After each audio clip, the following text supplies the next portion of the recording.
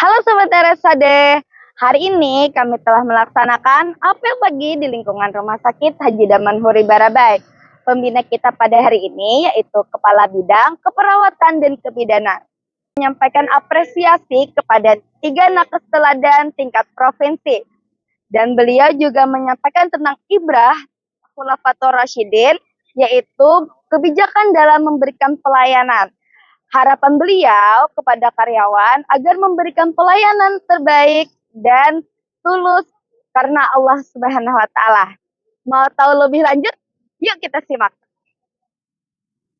Shake it up, shake it, shake it up, shake it, shake it up, shake it, shake it up, shake it.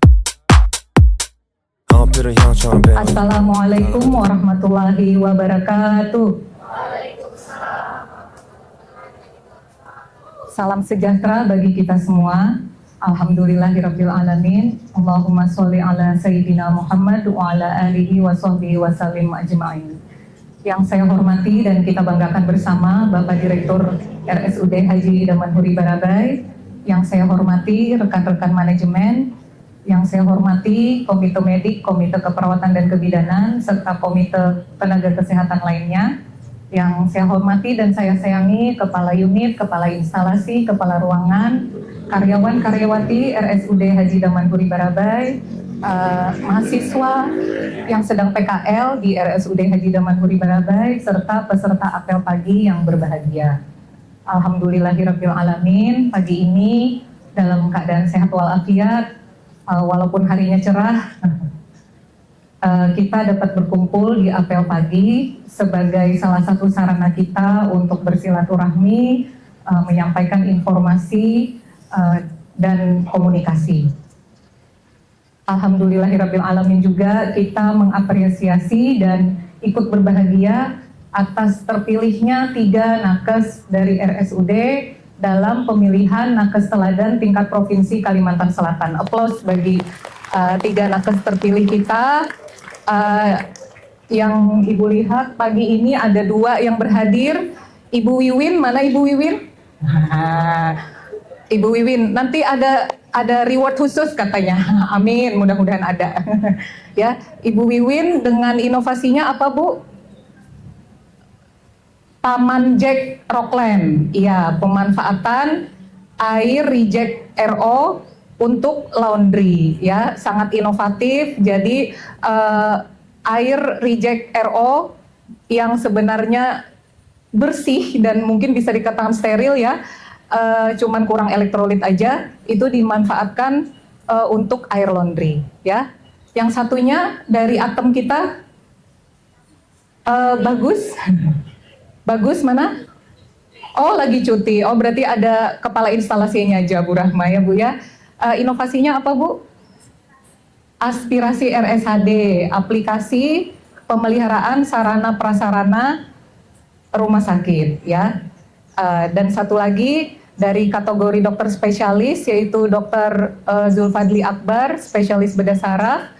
Inovasinya adalah topi purun. Jadi treatment otak paripurna terintegrasi pusat rujukan Kalimantan. Amin. Ya, kita aminkan, semoga visi misi kita bersama dengan inovasi yang dimulai oleh Dr. Zulfadli Akbar bisa menjadikan kita benar-benar menjadi pusat rujukan bedah saraf se-Kalimantan. Amin ya rabbal alamin. Selanjutnya sedikit cerita, ya, sedikit berkisah ya, kisah teladan. Karena di apel pagi ini kan yang disampaikan bisa informasi, bisa kisah gitu ya, bisa teguran gitu ya.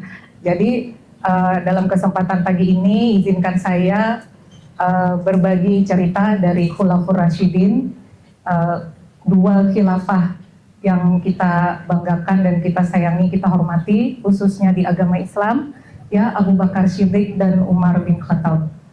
Waktu itu masih pemerintahan khilafah Abu Bakar Siddiq, ya. Waktu itu Umar mengamati bahwa di masyarakat Madinah saat itu ada seorang nenek yang buta.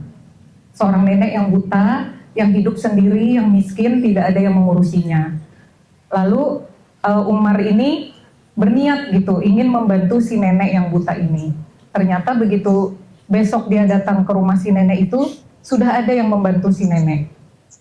Maka si Umar ini mengamati siapa yang membantu si nenek yang buta ini. Ternyata adalah khilafah sendiri, yaitu Abu Bakar Siddiq. Dan beliau melakukannya itu dalam diam. Dalam diam, karena nenek itu buta, jadi Khalifah Umar bin Khattab membersihkan rumah beliau, menggiling gandum beliau, memasak untuk beliau, karena kan masaknya bukan masak nasi kayak kita ya, bukan masak nasi kayak kita, tapi menggiling gandum, terus gandumnya diuleni gitu jadi roti gitu ya, dan disuapi si nenek yang buta ini oleh khilafah kita sendiri. Istilahnya presiden lah ya, kalau zaman sekarang presiden gitu. Dan melihat ini, Sayyidina Umar itu terharu. Karena si nenek itu tidak tahu siapa yang melayani dia, siapa yang memberi makan dia gitu ya. Dan Sayyidina Umar melihat ketawaduan dari Sayyidina Abu Bakar, dia juga bertekad, dia ingin menjadi pemimpin yang seperti Abu Bakar Siddiq. Gitu. Lalu sampailah memang beliau menjadi khilafah yang kedua setelah Abu Bakar As-Siddiq. Dan beliau bercita-cita meneruskan pelayanan dalam diam tersebut. Itu melayani si nenek yang buta ini, meneruskan legasinya, meneruskan kebijakan dari Abu Bakar Siddiq. Beliau datang ke sana, membersihkan rumah si nenek yang buta itu, menggiling gandum, memasak, menyuapi ya. Jadi para cewek-cewek ini, laki-laki sejati itu menafkahi keluarga ya. Ini yang lain lagi nih, ini pelajaran yang lain lagi. Jadi laki-laki sejati itu menafkahi keluarga.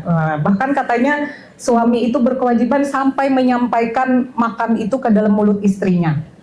Berarti istri itu tidak boleh lapar bagaimanapun caranya gitu, harus sampai ke dalam mulut istri makanan itu gitu. Nah itu salah satu pelajarannya, tapi bukan itu yang mau disampaikan hari ini ya. Bukan itu. Back to the topic. Kembali ke topik ya. Jadi sampai mana tadi ya? Sampai menyuapi ya. Menggiling gandum, memasak, lalu menyuapi si nenek yang buta ini. Lalu si nenek yang buta ini berbicara gitu, berkomentar lah ya, berkomentar. Kamu bukan yang biasa datang ke sini. Bukan kamu yang biasa datang dan menyuapiku, katanya begitu. Yang biasa datang itu bekerja dalam diam. Yang biasa datang menggiling gandum lebih halus dari kamu menggiling gandum. Jadi khalifah kita kan, khilafah kita, Umar itu merasa ini nenek kenapa ya sudah dikasih makan kok masih protes gitu. Maksudnya kan kalau gandumnya tidak digiling halus kan rotinya agak kasar gitu ya, agak keras gitu. Mungkin masih harus dicocol dulu ke air gitu, seperti itu. Jadi, nah filosofi itulah yang ingin kita bawa ke dalam pelayanan. Bahwa ada atau tidak ada orang yang memperhatikan, ada atau tidak ada orang yang menghargai, kita tetap menjadi duta pelayanan. Walaupun duta pelayanan sudah ada SK-nya ya, sudah ada SK-nya, tapi kita harapkan setiap dari diri kita melayani masyarakat, menjadi duta pelayanan, itu karena Allah, lillahi ta'ala, itu karena Allah. Bukan karena siapa-siapa, bukan karena ada yang melihat, bukan karena ada yang lagi ada yang memperhatikan, kayak gitu ya, bukan seperti itu. Jadi dengan adanya penetapan duta pelayanan ya, yang kita mulai setahun yang lalu di IGD, lalu berlanjut ke instalasi rawat jalan, ya itu sebuah cara kita untuk memfasilitasi komunikasi kita dengan pasien dan keluarga, sehingga kita bisa lebih maksimal untuk membantu pasien dan keluarga. Itu hanya salah satu cara, tapi alangkah lebih baiknya apabila seluruh karyawan, karyawati RSHD mengafirmasi ke diri sendiri bahwa saya memang seorang pelayan masyarakat. Kita sama-sama melayani masyarakat murni lillahi ta'ala. Karena Allah, insya Allah rewardnya pun nanti jalur langit. Seperti itu ya. Selanjutnya mungkin dari Direktur Rumah Sakit Damanhuri Barabai ada yang ingin disampaikan? Kalau tidak ada yang ingin disampaikan, saya cukupkan amanat pada apel pagi kali ini. Semoga bermanfaat dan bisa menjadi pengingat bagi diri saya sendiri dan kawan-kawan sekalian. Saya cukupkan. Wassalamualaikum warahmatullahi wabarakatuh.